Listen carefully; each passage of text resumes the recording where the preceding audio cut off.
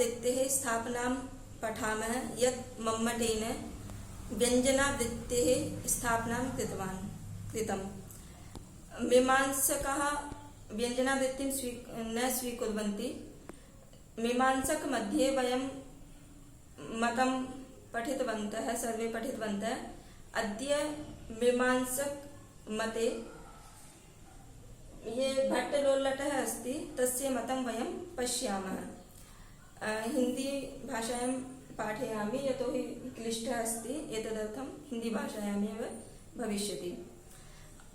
ये जो भरत मुनि के रससूत्र के व्याख्याकार हैं एक भट्टलोल्लट, तो वो भट्टलोल्लट का मत पढ़ेंगे। भट्टलोल्लट जो है वो मीमांसावादी हैं और हम सभी जानते हैं कि जो मीमांसक हैं वो व्यंजनावृत्ति को स्वीकार नहीं करते हैं।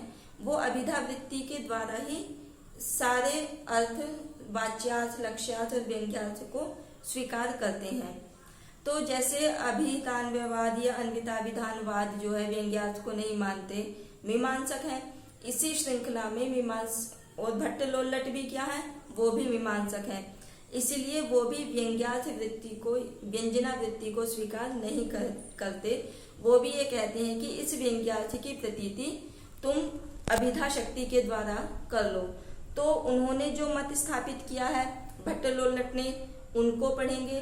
और भट्टलोल्लट के इस मत को मम्मट ने कैसे खंडित किया है, इसका अध्ययन आज हम करेंगे।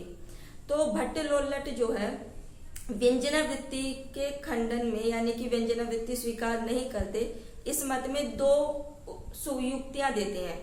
पहला तो देते हैं कि भट्टलोल्लटस्य पूर्व पक्ष। पूर्व पक्ष का मतलब है यहाँ पर कि उनका मत, भाई जब खंडन मंडन होता है तो एक पूर्व पक्ष होता है और एक उत्तर पक्ष होता है।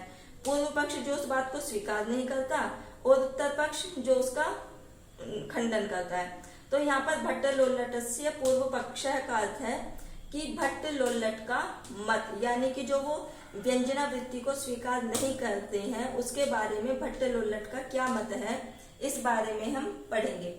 ये तो अभिदधति, ये तो यानी कि जो मीमांसक, तो अभिदधति यानी कि कहते हैं कि जो मीमांसक कहते हैं, क्या कहते हैं, सो अयम ईशोरीव दीर्घ तरो व्यापार है। एक तो ये प्रथम युक्ति तो ये देते हैं व्यंजना के विरोध में, वो व्यंजना स्वीकार नहीं करते। तो पहली युक्ति क्या है, सोयम ईशोरीव दीर्घ तरो व्यापार इति। और दूसरी युक्ति क्या देते हैं, दूसरी युक्ति देते हैं यत्परः शब्दः स शब्दार्थः इति। फिर उसमें क्या देते हैं, उदाहरण के रूप में विधि रेव अत्र वाच्य इति। इन तीनों चीजों को पढ़ेंगे क्या है भट्टलोल्लट के मत में। भट्टलोल्लट ये कहते हैं कि सोयम ईशोरीव दीर्घ तरो व्यापार है। सह अयम ईशोरीव, ईशु क्या होता है, ईशु यानी कि बाण। जब कोई व्यक्ति बाण से किसी के ऊपर बाण चलाता है, हम युद्ध क्षेत्र में देखते हैं, जैसे युद्ध रामायण में या महाभारत में जब भी युद्ध का प्रकरण आता है तो क्या बाण व्यक्ति दूसरी सेना पर डालता है, किसी व्यक्ति पर छोड़ता है। तो जब वो छोड़ता है तो किस क्रम से क्या क्या होता है, उस क्रम में बाण तो एक ही छोड़ा गया है, लेकिन उसका प्राण हरण कैसे होता है, उसके पहले और भी चीजें होती है ना। बाण जाएगा तो जो युद्ध क्षेत्र में आते हैं वो क्या करते हैं, कवच धारण किए हुए होते हैं, अपने सुरक्षा कवच के लिए भी रखते हैं ना, कि एकदम से मृत्यु ना हो। मान लो बाण या तलवार वगैरह कुछ लगे भी, सिर पर भी वो पहने रहते हैं, यहाँ पर भी सारा कवच धारण किए हुए रहते हैं। तो वो जो धारण किए हुए होते हैं, तो जब व्यक्ति बाण चलाता है तो उस बाण से पहले तो वो जो कवच पहना हुआ होता है उस कवच का छेदन करता है, उसको क्रॉस करके अंदर हृदय में जाता है, और जब हृदय में लगता है तो उसके बाद व्यक्ति मर जाता है, यानी कि उसके प्राण का हरण हो जाता है। तो भट्टलोल्लट ये कह रहे हैं कि ईशोरीव, कि वो जो अभिधा, यानी कि जैसे बाण है, बाण पहले कवच का भेदन करेगा, फिर हृदय का भेदन करेगा और उसके बाद वो प्राणों का हरण करेगा।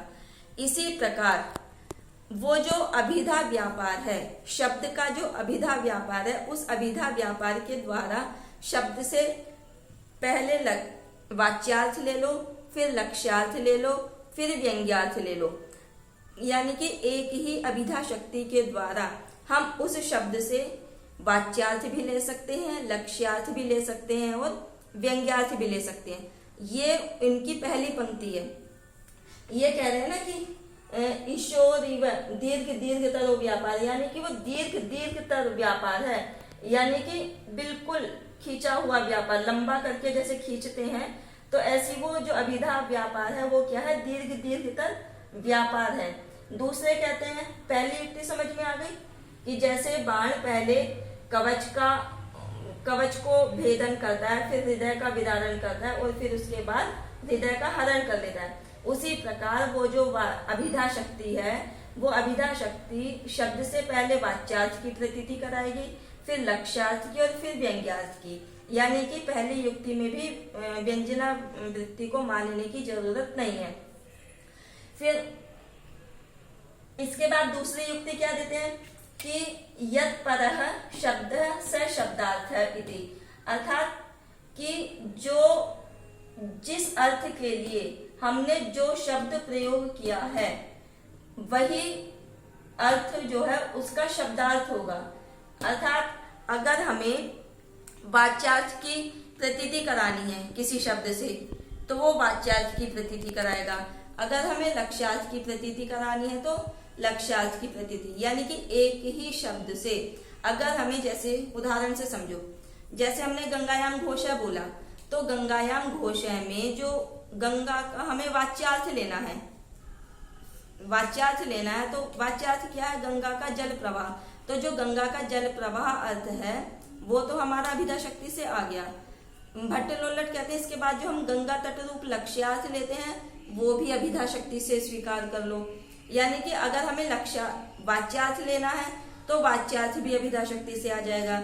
अगर हमें गंगा तट रूप अर्थ लेना है तो ये कह रहे हैं वहां लक्षणा का प्रयोग मत करो, बल्कि अभिधा शक्ति से ही लक्ष्यार्थ ले लो। अगर हमें शैत्य पावनत्वादि की जरूरत है तो उस शैत्य पावनत्वादि प्रयोजन की प्रतीति के लिए, उस व्यंग्यार्थ की प्रतीति के लिए भी अभिधा शक्ति को ही स्वीकार करो। अभिधा शक्ति से ही उस व्यंग्यार्थ की प्रतीति मान लो। क्यों मान लो? इसलिए मान लो क्योंकि ये व्यंजना के विरोधी हैं, ये व्यंजना वृत्ति को स्वीकार नहीं करते हैं। तो इसीलिए इसमें हम फिर आगे ये कहते हैं, दोनों समझ में आ गई ना।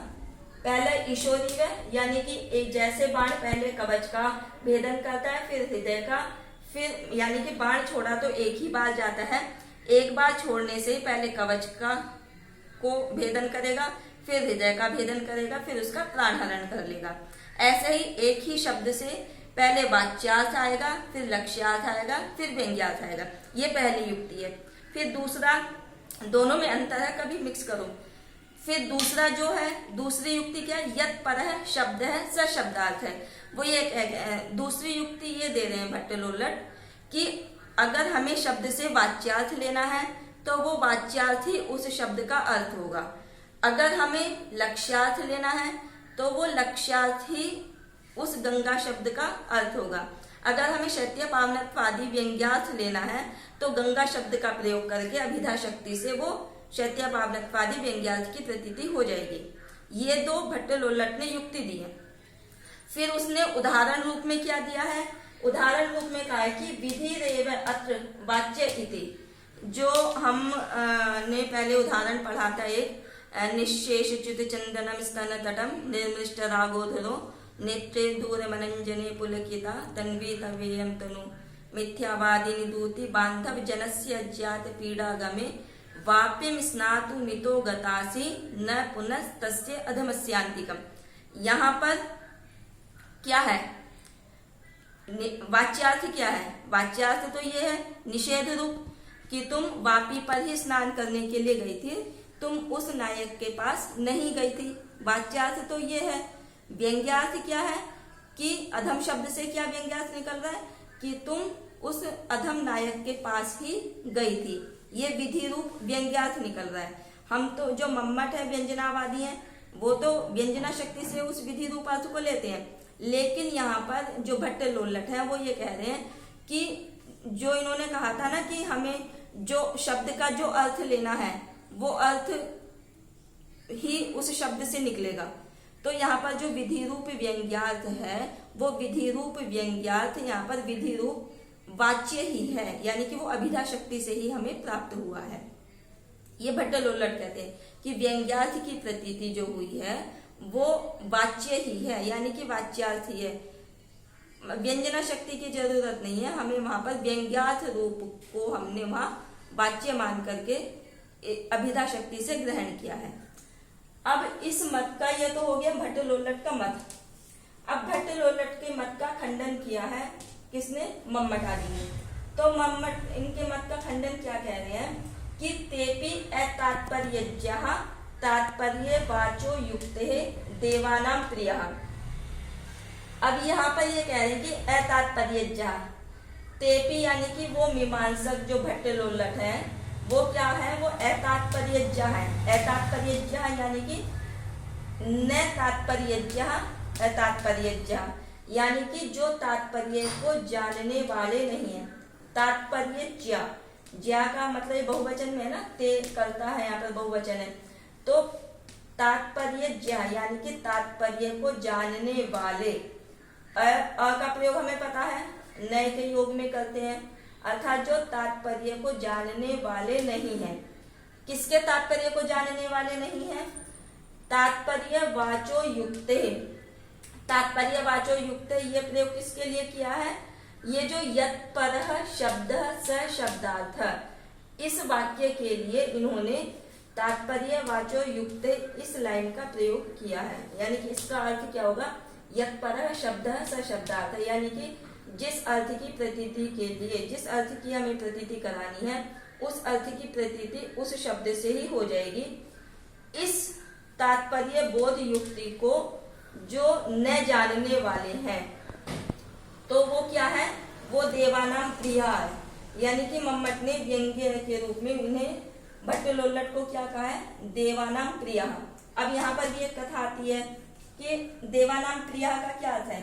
देवानाम यानी कि देवताओं का षष्ठी विभक्ति बहुवचन है। देवानां प्रिय अर्थात देवताओं का प्रिय। यहाँ पर देवताओं का प्रिय किसको कहा जाता है? वैसे तो देवताओं का प्रिय अच्छे अर्थ में प्रयोग किया जाता था। जो अशोक है, अशोक ने अपने लिए इस उपाधि का, अपने नाम के पीछे उपाधि लगा दी थी। इस ये देवताओं का प्रिय। देवताओं का प्रिय कौन होगा? जो अच्छा होगा व्यक्ति, तो जिसके गुण कर्म स्वभाव अच्छे होंगे वो देवताओं का प्रिय होगा। तो इसलिए जो बौद्ध धर्मानुयायी है, मतानुयायी अशोक हैं, उन्होंने अपने नाम के आगे देवानां प्रिय लगा दिया था। तो उनसे जो विद्वेष करने वाले थे, द्वेष करने वाले जो व्यक्ति थे, उन्होंने क्या करा? उसको देवानां प्रिय शब्द को मूर्ख अर्थ में द्योतित कर दिया, मूर्ख अर्थ में प्रयोग करने लगे उसको। देवानाम अर्थ परिवर्तन हो जाता है ना, स्टार्टिंग में कुछ होता है और चलते चलते समय काल के उसमें वो चेंज हो जाता है। तो अर्थ तो था देवानाम प्रिय। जब उसने अशोक ने अपने नाम के पीछे देवानाम प्रिय लगाया तो उसका जो द्वेष करने वाले जो विपक्षी लोग थे उन्होंने उसका देवानाम प्रिय किस अर्थ में बोलने लगे? मूर्ख अर्थ में प्रयोग उसका करने लगे। तो वो बाद में देवानां प्रिय शब्द जो है वो देवताओं का प्रिय न होकर के वो मूर्ख अर्थ में ही प्रचलित हो गया है। जैसे हम एक असुर शब्द भी आता है। असुर शब्द प्रारंभ में परमात्मा का वाचक था, परमात्मा ईश्वर का बोध कराने वाला था, लेकिन बाद में क्या हुआ? बाद में आते आते वो राक्षस के रूप में प्रयोग होने लगा। ऐसे ही देवानां प्रिय जो है वो उसका मेन अर्थ तो है देवताओं का प्रिय स्टार्टिंग में, जिस अर्थ को समझ करके अशोक ने अपने नाम के पीछे लगाया था। लेकिन जो उससे द्वेष रखने वाले थे, शत्रु लोग थे, वो उसका प्रयोग किस में करते थे? मूर्ख अर्थ में इसका प्रयोग करते थे। फिर वो बाद में देवानां प्रिय जो है वो मूर्ख अर्थ में ही प्रचलित हो गया। तो इसलिए यहाँ पर मूर्ख बोला, एक तरीके से मूर्ख शब्द से संबोधित किया है मम्मट ने भट्ट लोल्लट को, देवानां प्रिय कह करके। अब ये कह रहे हैं, ये चीज यहाँ पर क्लियर हो गई। अब इसको आगे और वो कह रहे हैं कि मतलब और ज्यादा प्रतिपादित कर रहे हैं क्या, कि जो यत् परः शब्दः स शब्दार्थ है। अब भाई जब इसको गलत बता दिया, जो भट्ट लोल्लट ने अर्थ किया था यत् परः शब्दः स शब्दार्थ है, कि हमें जिस अर्थ का हमें ग्रहण करना है शब्द से, यत्परः यानी कि जिस अर्थ का हमें ग्रहण करना है शब्द से, स शब्दार्थ है, वही शब्दार्थ निकलेगा। तो मम्मट ने क्या करा, इनके इस मीमांसकों के, जो भट्ट लोल्लट मीमांसक है, इनके इस अर्थ को गलत साबित कर दिया। गलत साबित करके मूर्ख अर्थ में देवानाम प्रिय यानी कि उनको मूर्ख भी कह दिया। तो जब उनको मूर्ख कह दिया, उनके मत का खंडन कर दिया, तो अब मम्मट क्या कर रहे हैं, अब मम्मट इस यत् परः शब्दः स शब्दार्थ है का सही अर्थ बता रहे हैं कि सही अर्थ क्या है। तो सही अर्थ क्या है वो यहां से स्टार्ट होता है कि तथा ही भूत भव्य समुच्चारणे भूतम भव्याय उपदिश्यते। अब ये देखो, यहाँ पर जो भूत शब्द है, भूत का मतलब है यहाँ पर जो सिद्ध हो चुका है। एक होता है सिद्ध और एक होता है साध्य। सिद्ध किसे कहते हैं, सिद्ध यानी कि जो परिपूर्ण हो चुका है, जिसमें कोई क्रिया करनी आवश्यक नहीं है। भव्य होता है मतलब क्रिया करनी आवश्यक का मतलब जो कारक होता है। कारक यानी कि जो कर्ता कर्म क्रिया जितने भी होते हैं, कर्ता कर्म करण आदि जो होते हैं, वो सब कारक होते हैं। यहाँ से हम सिद्ध शब्द से उसका भी ग्रहण कर सकते हैं, जो सुबंत वगैरह आते हैं, वो सुबंत यानी कि जैसे राम गौ आदि जितने भी सुबंत में बनने वाले हैं वो सिद्ध पद होते हैं, यानी कि जिसमें क्रिया नहीं होती। और भव्य, भव्य यानी कि जो क्रिया होती है। हमने निरुक्त में भी पढ़ा है, एक शब्द आता है भाव प्रधानम आख्यातम।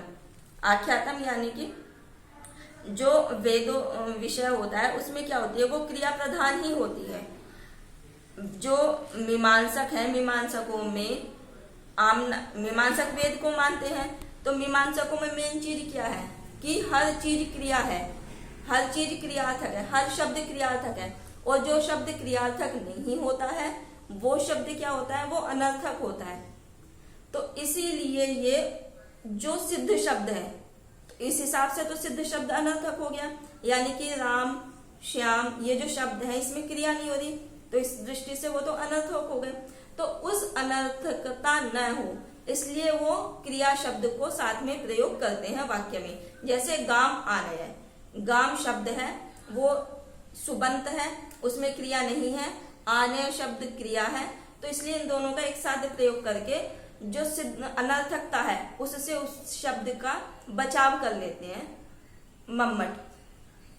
तो ये यही कह रहे हैं कि यानी कि जो भूत यानी कि जो सिद्ध हो चुका है, सिद्ध का मतलब जो राम जितने भी सुबंत हैं, सुबंत में हमें पता है 7 विभक्तियां होती हैं, सातों राम है, रामो रामा रामम ये सारे होते हैं, या गाम जितने भी व्यक्ति हैं सुबंत जो होते हैं वो भूत होते हैं, यानी कि जिसमें कोई भी क्रिया होनी अवशिष्ट नहीं है, जो सिद्ध हो चुका है।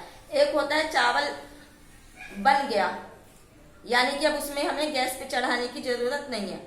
एक क्रिया क्या है, अभी चावल पक रहा है, यानी कि गैस अभी जल रही है। तो इन दोनों में अंतर है। जब चावल बन जाता है तो हम गैस बंद कर देते हैं, यानी कि क्रिया समाप्त हो चुकी है, वो चीज है सिद्ध। यानी कि चावल बन चुका है तो वो चावल जो है वो सिद्धता को प्राप्त हो चुका है। दूसरी चीज है चावल बन रहा है, यानी कि क्रिया प्रोसेस में है, क्रिया चल रही है, तो तब तक गैस चलती है, तो जब तक क्रिया होती है वो साध्य है, यानी कि वो हमें प्राप्त करना है। 2 चीज क्लियर हो गई। सिद्ध में प्राप्त नहीं करना होता, वो प्राप्त हो चुका है। साध्य में क्या है, जो हमें प्राप्त करना है, जो प्राप्त नहीं है तो वो साध्य है। तो ये कह रहे हैं कि जब भूत भव्य समुच्चारणे, कि जब भूत यानी कि सिद्ध पदार्थ यानी कि राम आदि का, भव्य यानी कि जो साध्य है, पठति गच्छति आदि जो साध्य क्रिया है, समुच्चारणे उनका एक साथ उच्चारण करने पर, वो उच्चारण हम क्यों करते हैं इन दोनों का, सिद्ध और साध्य का, तो आगे बता रहे हैं कि जो सिद्ध शब्द है, जब हम भूत का यानी कि सिद्ध पदार्थ का और साध्य क्रिया का जब हम एक साथ उच्चारण करते हैं तो उस उच्चारण में जो भूत होता है यानी कि जो सिद्ध पदार्थ होता है वो भव्याय उपदिश्यते, कि वो भव्य के लिए होता है, यानी कि साध्य यानी कि क्रिया के लिए उपदेश किया जाता है, यानी कि वो जो सिद्ध पदार्थ है वो साध्य क्रिया के अंग रूप में स्थित रहता है। यहाँ तक ये अर्थ है इति। अब आगे भी इसी बात को कह रहे हैं कि कारक पदार्थ क्रिया पदार्थेन अन्वीयमान, कि जो क्रिया पदार्थ के साथ अन्वित होते हुए, क्रिया पदार्थ यानी कि जो गच्छ गाम आनय है, आनय इस क्रियापद के साथ अन्वित होते हुए जो कारक पदार्थ हैं, वो कारक पदार्थ कैसे हैं भाई? गाम आनय, गाम आनय दो पद है, तो आने क्रिया है, गाम कारक है, तो उस गाम पद का जब क्रिया पदार्थ के साथ अन्वित होते हुए क्या होता है? प्रधान क्रिया निर्वर्तक स्व क्रिया भी संबंधात साध्याय मानता प्राप्नुवन्ति, कि प्रधान क्रिया क्या है? आनय। प्रधान क्रिया से निर्वर्तक यानी कि जो साध्य है, प्रधान क्रिया जो आना है उस क्रिया को करने के लिए, करने के साथ स्व क्रिया भी संबंधात, अपनी क्रिया से संबंध होने के कारण वो साध्याय मान्यता प्राप्नुवन्ति, साध्याय मान्यता को प्राप्त कर। देखो इसका अर्थ ये है, एक है गाम आनय, आनय क्रियापद है, क्रियापद हमने बताया है मीमांसकों में जो भी क्रिया है प्रधान, क्रियापद जो है वही प्रधान है, क्योंकि सारे शब्द जो होते हैं वो क्रियार्थक माने इन्होंने, जो क्रियार्थक नहीं होता है वो शब्द अनर्थक माने मीमांसकों ने। तो यहाँ पर जो आनय शब्द है, आनय क्या है? आख्यात शब्द है, मतलब जितने भी क्रियापद होते हैं वो आख्यात कहे जाते हैं, भाव प्रधानम आख्यातम, वो प्रधान माने गए हैं जो क्रियापद है। तो आनय क्रिया है तो ये तो प्रधान है ही, इसके साथ जो गाम शब्द है वो क्या है? वो कारक है, यानी कि वो क्रिया से रहित है। लेकिन गाय भी जो है, गाय भी तो चल करके आएगी ना, जब चल करके आएगी तो उसमें भी चलने की क्रिया होगी। तो आने के साथ जब गाम शब्द लिंक्ड हो गया तो वो गाम शब्द में जो चलने की क्रिया हुई है वो सिद्ध हो गई है, उसकी अपनी क्रिया भी साध्य होती हुई उसके साथ संबंध स्थापित कर लेती है। यहाँ पर ये अर्थ है, जैसे हम मान ले कहें घटम आने है, तो घटम आने में आने शब्द जो क्रिया है वो प्रधान है। भाई क्रियापद हमेशा प्रधान ही है, जिसमें क्रिया होगी वो प्रधान है, जिसमें क्रिया नहीं होगी वो प्रधान नहीं है, अर्थात जो प्रधान नहीं है वो अनर्थक है। तो घटम आने शब्द बोला, आनय शब्द प्रधान है, इसके साथ जब हमने घटम शब्द बोला, ये कर्मत्व है, तो जब हम घड़े को किसी जगह से उठाते हैं तो उसमें भी स्पंदन क्रिया होती है ना, हल्का सा हिलता है, तो वो हिलने की जो क्रिया है, हिलने की क्रिया के मुकाबले जो घट शब्द है वो क्या है? वो सिद्ध है। तो वो सिद्ध होता हुआ अपनी जो स्पंदन क्रिया है उसको साध्यता प्राप्नुवन्ति, यानी कि वो साध्यता को प्राप्त कर लेता है, वो आने की क्रिया से संबंध स्थापित कर लेता है। यहाँ तक इसका प्राप्नुवन्ति तक ये अर्थ है, यानी कि समझ में यहाँ क्या होगा कि जो राम है, श्याम है, गौ गाव इत्यादि जो सुबंत पद है उनका क्रिया के साथ संबंध स्थापित किया जाता है। जब एक साथ उच्चारण किया जाता है तो वो जो सुबंत शब्द होते हैं वो, यानी कि जो सिद्ध शब्द होते हैं वो साध्य की क्रिया के लिए होते हैं, और सिद्ध शब्द भी की भी अनर्थकता न हो इसलिए वो भी किसके अंगभूत होते हैं? क्रिया के अंगभूत होते हैं। क्रिया के अंगभूत होते हुए भी उनमें थोड़ी सी अपनी साध्यता मानी गई है कि स्पंदन क्रिया आना, गाय का चलना आदि, ये उससे अपनी साध्यता को प्राप्त कर लेते हैं। अब आगे ये कह रहे हैं कि ततश्च, ये जो था ना यत पर है शब्द ऐसा शब्दार्थ है, इसी को कह रहे हैं कि इसका क्या अर्थ है? ये कह रहे हैं कि अदग्ध दहन न्यायेन यावद अप्राप्तम तावद विधीयते। पहले यहाँ देखो, ये चीज यहाँ से हम बाद में पढ़ेंगे तब समझ में आएगा। ये देखो मीमांसक जो हैं वो ये कहते हैं कि जिस चीज का हमें प्राप्त है, प्रकारांतर से जो चीज हमें प्राप्त है, उसके लिए वो शब्द प्रयोग नहीं किया जाता। हम किस चीज को प्राप्त करने का प्रयास करते हैं? जो चीज हमारे पास नहीं है उस चीज को प्राप्त करने का प्रयास करते हैं ना। हम अभी क्लास में पास नहीं हुए तो हम पास होने के लिए पढ़ाई करते हैं ना। पेपर नहीं हुए अभी हम पढ़ने के लिए कि क्लास में फर्स्ट आए या पास हो जाए, अगली क्लास में जाए, उसके लिए क्या करते हैं? हम पढ़ते हैं। तो जब एग्जाम हो जाते हैं उसके बाद क्या हम पढ़ते हैं? नहीं पढ़ते। क्यों नहीं पढ़ते? क्योंकि एग्जाम हो गया, एग्जाम में हमें लिखना था, उसके लिए हमने पहले पढ़ाई की क्योंकि वो पहले प्राप्त नहीं था। जब एग्जाम हो गया, एग्जाम में लिख दिया, तो उसके बाद हम पढ़ाई नहीं करते। क्यों? क्योंकि जो प्राप्त करना था वो प्राप्त कर लिया। इसके लिए हम ऐसा करेंगे कि जैसे ये है, अग्निहोत्रम जुहुयात स्वर्ग काम है। एक वाक्य आता है जो मीमांसक हैं वो ये कहते हैं, मतलब वेद मतानुयायी हैं। वैदिक में वेद में क्या है? वेद में यही है, अग्निहोत्र इत्यादि का वर्णन क्या है? तो ये कह रहे हैं कि स्वर्ग काम है, कि स्वर्ग की प्राप्ति करने के लिए हमें क्या करना चाहिए? अग्निहोत्रम जुहुयात, कि अग्निहोत्र का हवन करना चाहिए। अग्निहोत्र रूप जो कर्म है वो हमें जुहुयात यानी कि हवन करना चाहिए। ये एक वाक्य है, इसमें हमें सारी चीजें आ गई कि स्वर्ग की कामना करने के लिए अग्निहोत्र नामक हवन हमें करना चाहिए। दूसरा वाक्य है कि दधना जुहोती। अब दधना जुहोती में भी क्या अर्थ है? कि दधी के द्वारा हवन करना चाहिए। तो जुहुयात यानी कि हवन करना चाहिए, ये अर्थ इसमें भी है और इसमें भी है। तो हम जुहोती जो हवन करना अर्थ है, यहाँ पर ये प्रधान नहीं है, हमें ये प्राप्त नहीं करना। क्यों नहीं करना? क्योंकि ये तो हमें इस वाक्य में प्राप्त है, प्रकारांतर से प्राप्त है, इसलिए हम यहाँ पर जुहोती को प्राप्त करना हमें अभिष्ट नहीं है। हमारा यहाँ अभिष्ट क्या है? दधना, क्योंकि दधना का प्रकारांतर से प्राप्त नहीं हुआ है, यानी कि जो दधी से हवन करना चाहिए, दधी से हवन करो, दही से हवन करो, ये अर्थ हमें प्रकारांतर से प्राप्त नहीं हुआ है। इसीलिए यत् पर है स शब्दार्थ है, कि हमें यहाँ पर जिस अर्थ को ग्रहण करना है कि जो अप्राप्त है उसी को हम यहाँ पर प्राप्त करेंगे। ऐसे ही जैसे यहाँ पर तीसरा वाक्य हम लेते हैं, सोमेन यजेत। तो सोमेन यजेत यानी कि सोम से याग करो। यहाँ पर हमें याग करना हमें प्रकारांतर से प्राप्त नहीं हो रहा है, सोम से याग करो ये भी प्राप्त नहीं हो रहा। तो इसमें से दोनों पद हम किससे करेंगे? यत् पर शब्द से शब्दार्थ से ग्रहण करेंगे। मतलब जहां पर प्रकारांतर से चीज हमें प्राप्त नहीं है उसको हम उस शब्द से उसका ग्रहण करेंगे। यत् पर शब्द से शब्दार्थ का ये अर्थ है। अब ये वाली चीज पहले समझ लो, फिर लोहितोष्णीषा ऋत्विजय प्रचलंती वाला पढ़ेंगे। यहाँ पर जो है ना ये वाली लाइन, हवनस्यान्यतः सिद्धे दधना जुहोति इत्यादो दध्यादे कर्णत्व मात्रम विधेयम।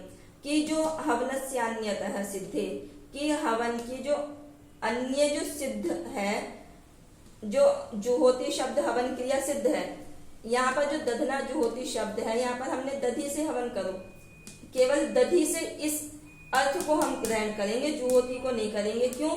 क्योंकि जुहोति शब्द का जो अर्थ है वो हमें प्रकारांतर से दूसरे प्रमाणों से प्राप्त है। यहाँ पर क्या है? दध्यादे कर्णत्व मात्रम विधेयम। यहाँ पर ये कर्णत्व यानी कि दधी के द्वारा, दधी का कर्णत्व यानी कि करण, सहयोगी, हवन करने का सहयोगी